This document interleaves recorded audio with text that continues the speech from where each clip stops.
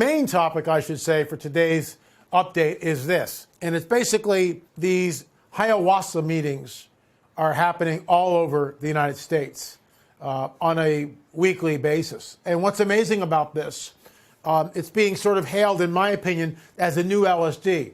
Now, for those of you who were not part of the 60s drug culture, 60s revolution, which I was immersed in, when the Beatles came over here in 1963, I was 13. So I did go to Woodstock. I did inhale, unfortunately, as deeply as I possibly could. I did take LSD. This is all years before I became a born-again, spirit-filled Christian. I had a guru. I was completely on the New Age side. I believed in the von Daniken hypothesis of ancient astronaut theorists. I was on that side of the aisle. And at 30 years old, I asked Jesus into my heart. I asked Yeshua HaMashiach, Jesus Christos, Jesus the Messiah, Jesus of Nazareth, into my heart, and everything changed. So go figure. And that's 36 years ago. So I'm not proud, and I'm certainly not advocating drug use. But the reason why I bring this up, this ayahuasca is being thrown up the flagpole, as it were, in the same way that LSD was in the 60s. Oh, this is a breakthrough, and people are discovering this wonderful new drug that's helping them to do this, that, and the other. Nonsense. Nonsense. It is pharmakia. Make no mistake about it. And what it does, and if you read Graham Hancock's book, which I have, The Supernatural, Hancock takes ayahuasca at least 40 times. And what's bizarre to him is he's catapulted into this other dimension, which I would call the second heaven. There are three heavens. The first heaven is planet Earth, where we are. The second heaven is the atmosphere above the Earth and beyond. And that can include interdimensional stuff. And I believe that is the second heaven, where the fallen cherub, Satan, Satan, the devil, the dragon, resides, along with his minions, and the other fallen angels with him. The third heaven for the Most High God, as I explain all this in detail in my book, The Cosmic Chess Match. But the bottom line is this. Hancock ingests this drug, and he does it multiple times. And when he's doing this, he finds himself in this place where, oh my gosh, I'm seeing the little gray aliens. What are they doing here? And he can't figure it out. And he keeps going back and back and back and taking the drug and trying to break through and get some kind of revelation. And this is what shamans do, and they have done this literally for thousands of years. It's nothing new. It begs the question, where does a shaman get the formula, which is a very complex formula? I think it's 2 different plants, and you've got to boil it down. You know, no one just woke up and had a revelation like that. It is given to them, in my opinion, by fallen angels. And my proof text to that would be the controversial Book of Enoch. Not part of our canon, but the Book of Enoch is quoted 70 times in the Tanakh. 70 times in the Tanakh. It's also quoted verbatim in the Book of Jude, and also referred to in Peter, and Paul alludes to it because of the angels, women covering their hair, all going back to the Book of Enoch. Not part of our canon. So I'm not saying, unless we read the Book of Enoch, you're not a Christian. I'm not saying that. But we certainly can appreciate its historicity. It was found in the Dead Sea Scrolls. And the Book of Enoch states that one of the fallen angels showed mankind the use of root cutting. The use of root cutting. And that's why I bring it up. Isn't that interesting? A fallen angel showed early man pharmakia. And we're forbidden to do this because it puts us into exactly where Graham Hancock wound up, in the second heaven. The place where these demons and these fallen angels reside. And I realize to some people that might sound crazy. Look, the shamans know it's there. They've been doing this for thousands of years. It's nothing new. And you know what? You can get wisdom from going there. But that wisdom always comes with a price, and that price is a man or woman's soul. Hancock does this, like I said, multiple times. And at the very end of his book, The Supernatural, this is what he says. He says that whoever these beings are and whatever they want, they seem to be obsessed with mating with us, with having sex with us, to create a hybrid being. Folks, it screams Genesis 6. It screams Genesis 6. It goes back to Genesis 3:15, the seed of a serpent will be at enmity, at war with the seed of the woman. That's why we read this stuff in our Bibles, and it comes alive on the pages of the newspapers. Ayahuasca parties, what do you think that is? Where do you think it came from? Give me a break. Are you kidding me? Are you kidding me? This is exactly, it's fallen angel technology. It's the potion of the fallen ones. And anyone who takes this is literally in danger of not only losing their mind, but their soul as well. Timothy Leary said this in the 60s. We saw ourselves as anthropologists from the 21st century in inhabiting a time module set somewhere in the dark ages of the 60s. On the space colony, we were attempting to create a new paradigm and a new dedication to life as art. So Leary, who's passed away a number of years ago, is completely down and jiggy, if I can use an expression from the 80s, with taking LSD. And it's the same thing. Now it's 2016, so it's, 40 some odd years later, and some knucklehead is writing, oh, this is great, we're having ayahuasca parties in Hollywood, New York, San Francisco. It's the new thing. Folks, the reason why I'm warning against it, there's nothing new under the sun, and this certainly isn't new. Stay away from it. Shamans use it. It catapults you into the realm of very, very dark, maniacal forces. Thanks for watching, folks, and remember, I'll see you on the air or in the air.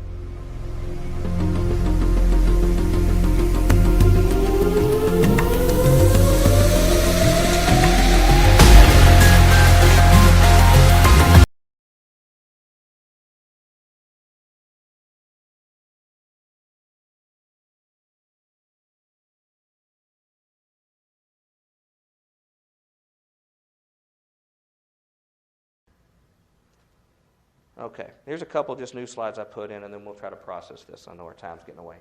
I was doing some recent study about this chemical DMT and did a show. It's show 157 if you want to look it up in the Archives of Future Quake. It's a neurotransmitter, that chemical that affects our body, perception events. It is thought to be produced in the pineal gland, the gland right in the center of your brain. It's right where your forehead is.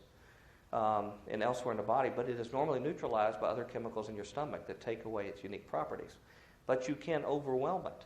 And in fact, what shamans have done in the Amazon and other parts of the world is they can get this stuff out of plants and come up with some kind of tea that they drink that overwhelms it. And what happens is, almost instantly, they start seeing these entities that start telling them information. And most of them say it's a very, very terrifying experience, and they have to become acclimated to withstand this experience. So what do we do in the modern West? We think, oh, this is something we ought to get in the middle of. That'd make a good story. So just one example, National Geographic sent one of their journalists down, and I was reading the article about it. They got in their little religious circle, took the tea. Almost instantly, this person began falling, seeing doomed souls crying. This person was not religious, by the way. They saw these doomed souls crying out that they were trapped and doomed for eternity, and they just felt this absolute terror. And then they saw these 3 thrones established with these beings on them saying, you'll never get out of here, there's no hope for you, and just absolute terror events. And these other people in the circle would try to work to get these people back out. And I would call them basically consistently hellish experiences. However, it's so strange that sometimes these circles, they'll take stuff and they'll see, for example, a serpent. Multiple people in the group take the drug and see the same thing. So there's something going on other than just hallucinations. Dr. Rick Strassman did actually in the 90s, a respected researcher, a clinical psychiatrist, did clinical trials that were funded at the University of New Mexico, right here in the state, in the 90s, and it was documented in his book, DMT, the Spirit Drug. And what happened was when he gave to all this large body of people, he's just clinically taking notes, within a few seconds of the drug administered, they began seeing these grays, these aliens. We saw this description, and when people used to say about reptilians and all these different ones, I just wasn't too sure about it. But sure enough, all these people who were pre-screened, had really no knowledge of this kind of stuff, repeatedly kept saying they see these creatures, so much that the scientist begins to think there's something to this. It is not a mass psychosis, but these creatures started doing terrible things, rape and other reproductive experiments on them. That was just a regular thing they did, and they said these people had a sense that it wasn't like a dream where you'd come back and have a dream again. It was like time had passed. They would know their name, say, hey, we missed you while you were gone, bring them back in. So what's he going to do? He's got new experiments planned. He's got a new group that's going to do this more, but now there are churches now forming that are built around this chemical DMT. For some reason, they want these experiences, and that's, when you have a thirst for knowledge like Dr. Frankenstein that takes you into dangerous areas, You've got to ask, what is that addiction that's controlling you? So I just want to mention, when I saw this, I thought of Revelation 18, where you read that the great merchants of the earth, the globalist leaders, and the kings use sorcery, and the word there is used as pharmakia, using drugs to contact the spirit world, and through that they deceive the masses of humanity. And if you really dig into this, and I can't cover all this today, but you'll find evidence that these globalists and prominent world leaders do this very same thing. And I didn't believe it when I first started reading it until I started seeing more and more data, that the Bible was literal and real when it said this goes on. And that through this, they use all sorts of things to deceive us through our television sets, through the lies they say from behind the cameras, to all these things are techniques, and the Bible is real in what it says. And it's very interesting. You better be thinking about guarding your heart. We're getting into days where it's going to be very, very hard with the information you take in to pick. And regarding this whole pineal gland thing, I don't know what to make it. I'm studying further, but you see passages like in the Revelation where it talks about creatures coming from the abyss and starts tormenting these people, and they sound a description just like what these people saw. And the only people protected are the ones who are marked on their forehead by God in this area to protect them from these spirits.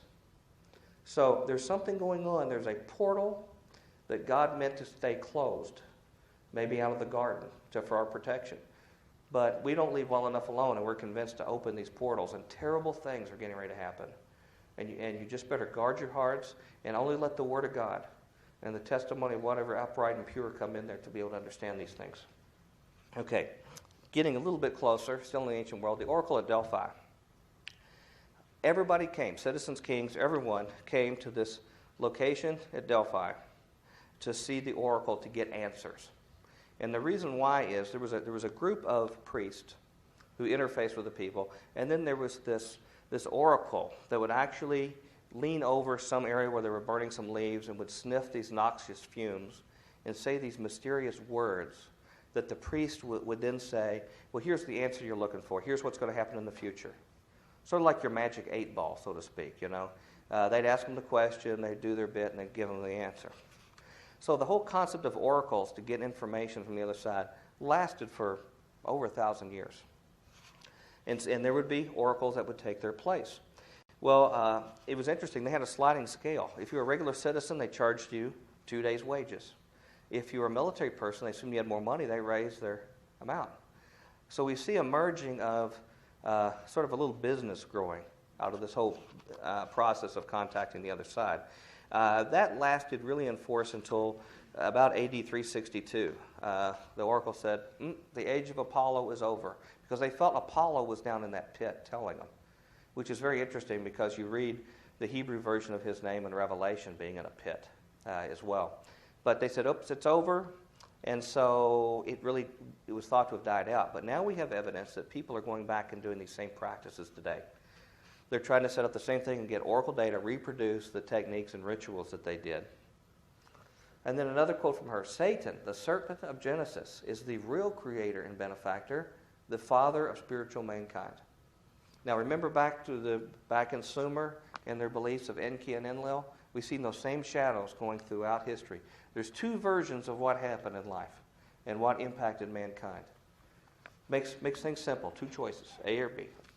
Okay, then the concept she came up with, these Atlantean or Lemurian root races, was actually used by Hitler to espouse Aryanism, that there was some pure race of elevated capabilities that came back from the areas of Tibet. They migrated here. And that whole belief system, and that these other people were inferior races, was used particularly by the SS. They had a completely clean conscience when they killed the Jews, because they were taught that these people would be reincarnated as something worthwhile. Currently, they were not worthwhile, but they would come back better. So their belief system, religious system, completely explained and exonerated their consciousness to do the horrible things they did in the concentration camps. It's a surprise how many people don't understand that the swastika, the veneration of swastika, came from Blavatsky and from the New Age movement through to Hitler when this was presented to him. Now, he had a spirit guide, and he actually began taking drugs to actually contact the spirits through his mentor, Dietrich Eckart. And one of Eckart's quotes on his deathbed before he died, after he had trained Hitler, he says, "Follow Hitler. I've initiated him into the secret doctrine." Same kind of language used in the New Age movement. opened his centers of vision and given him the means to communicate with the powers. And amazingly, he has this amazing rise to power. And so, in fact, it goes to the fact that, they've actually found these Tibetan monks in Berlin that they had kept there to use for their religious purposes when they invaded Berlin, the Allies. Okay.